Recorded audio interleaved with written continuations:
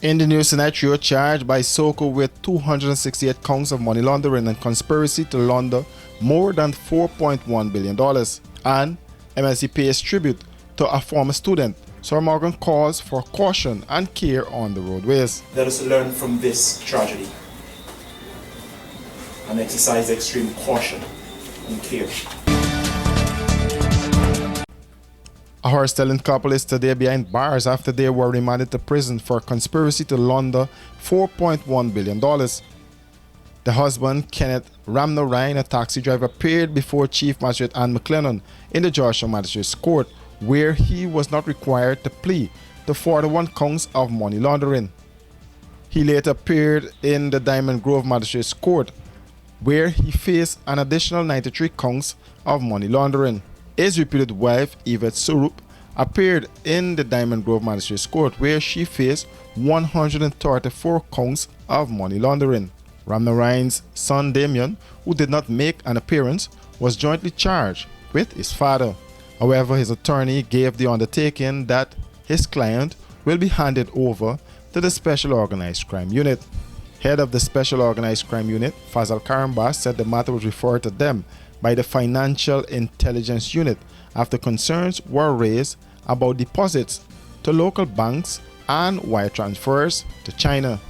In a statement released by the Communication Department of the Guyana Police Force, Karambas said the unit was informed that the three had conducted multiple suspicious transactions at several financial institutions locally, raising concerns that they may have been involved in money laundering activities. Karambas said the suspicions were primarily based on large numbers of unsubstantiated cash deposits made via Kenneth Ramnarine business accounts in the name of Kenneth's trading enterprise. The declarations presented to the local banks showed that deposits were attributed to the sales of proceeds from biodegradable food boxes sold to local businesses, particularly Chinese restaurants. The head of SOCO said that a substantial number of wire transfers amounted to over 3.7 billion Guyana dollars were sent to 22 companies in China under the pretext of importing raw materials to produce biodegradable products, while other sums were disguised locally, totaling over $4.1 billion. The release said contact was made with the businesses listed on the declaration form, and the businesses denied doing such large transactions with them, leading to the unit conducting further investigations and operations monitoring the suspects and their lifestyle until enough evidence was collected beyond a reasonable doubt, which led to them being charged eventually. The release said the three also attempted to flee the jurisdiction for the United States on Tuesday, but were arrested at the airport.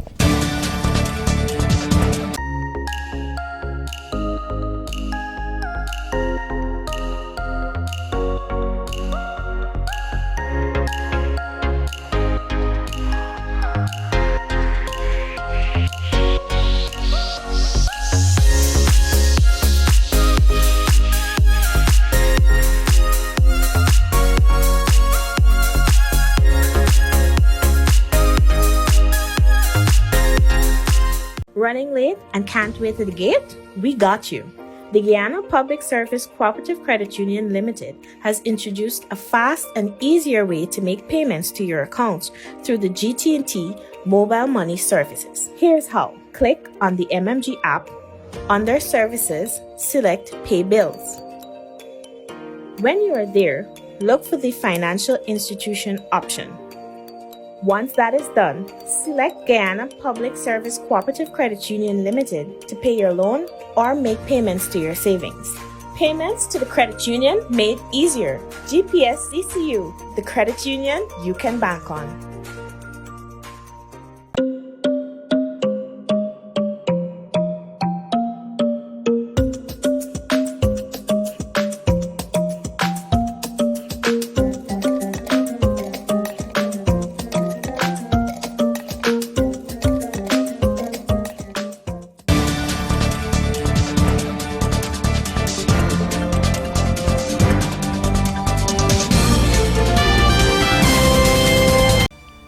Students, teachers, and family members gathered at Morgan's Learning Center, John Street, Camberville location to pay tribute and held a candlelight vigil for Shoquan Joe, a former student who died in an accident on January 30th.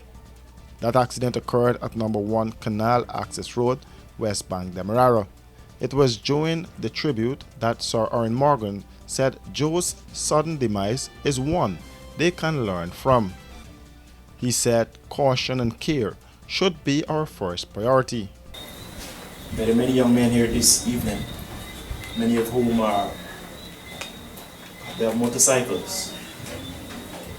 The grieving mother and the grieving father. The loss of a brother, friend, a nephew, cousin. It is time for us to exercise care and caution and respect for our lives. We must see this tragedy, this family, for this young man. See it as a learning experience for us. Many of you think that you are invincible.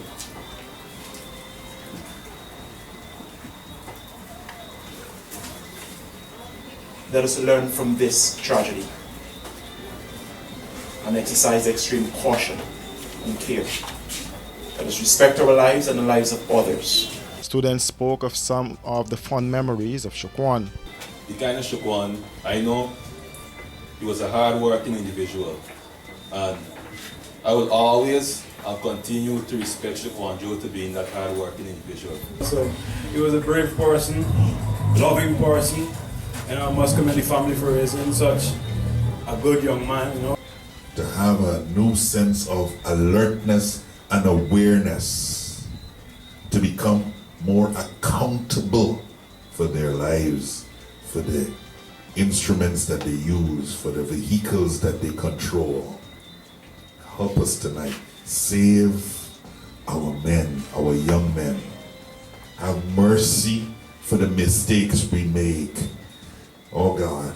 At the vigil, his parents were overcome by grief. His father, Gregory Norris, said they are disappointed with the police investigations into the matter so far. My vehicle and the vehicle in front of me, which had on the hazard, we brought up another accident. When we brought up this accident, I overheard somebody turn to me and said, "Uncle Lyndon, this is the vehicle Shoquan went in and it crashed up again and he knocked up your head." I said, "Where you there?" They said, "Yeah, they put the road light down and a car pick you up and go with you to the hospital." I then left. I had to wait 2 minutes just to get clearance to how the vehicle them had went on the road. The Tonjo right wheel break off. The white car front wheel break off, so it was a kind of traffic jam at the time. So I could wait, but I got a 2 minutes stall up there and then I got a break free and I go to the hospital. When I went to the hospital, I saw they just put Shoquan on the bed and they was trying to stabilize him. I see they had him, he was feeling so much of pain that he was rolling on the bed and fighting. They had him tied up and was cutting off his clothes, off his skin. You know, medical attention was available to him at the time because it was like 3 doctors, 4 nurses. They was trying to like sustain the injury, get him, you know, saline, all kind of things was on him. But to be truthful, I stand there and watch my son pull his last breath. And it's kind of hard. Imaginable, when the reflection get to me, it's kind of heartbreaking, it's get me weak. You know, I stand there and watch my son fight for his life. My son fight for his life. I stand there and watch my son take his last breath in the eyesight of me. And that is not something easy for a father to witness. It wasn't easy. He had words of caution to young people, especially those riding motorcycles. My advice to all the young one out there who's riding motorcycle, care, caution, consideration, courtesy, and common sense, just use them on the road. Y'all just use them because the simple mistake with a motorcycle, your life could be involved. According to a police report, their inquiries disclosed that motorcycle CL 9686 ridden by Joe was proceeding west along Canal Number 1 access road at a fast rate when the pedestrian walked from south going north across the said road into the motorcycle's path. The motorcyclist collided with the pedestrian, lost control, fell on the northern corner of the road and received injuries to his head. He was picked up in an unconscious condition by public-spirited persons placed in the tray of a motor pickup driven by a resident of Canal Number 1 Polder. Further, it was noted that whilst the motor pickup was heading toward the West Damara Regional Hospital, proceeding north on the Versailles turn, overtaking a line of traffic with hazard lights on, the front side portion collided with motorcar PFB 5231 owned and driven by a police constable who is stationed at the Vridno police station, which was proceeding north along the eastern lane of Versailles Public Road. The report noted that the injured motorcyclist was transported to the West Demerara Regional Hospital, where he succumbed to his injuries while being treated by doctors on duty. The family is preparing for burial of the 21-year-old young man on Sunday. For these and other stories, do visit us at our website www.rdproductiongy.com.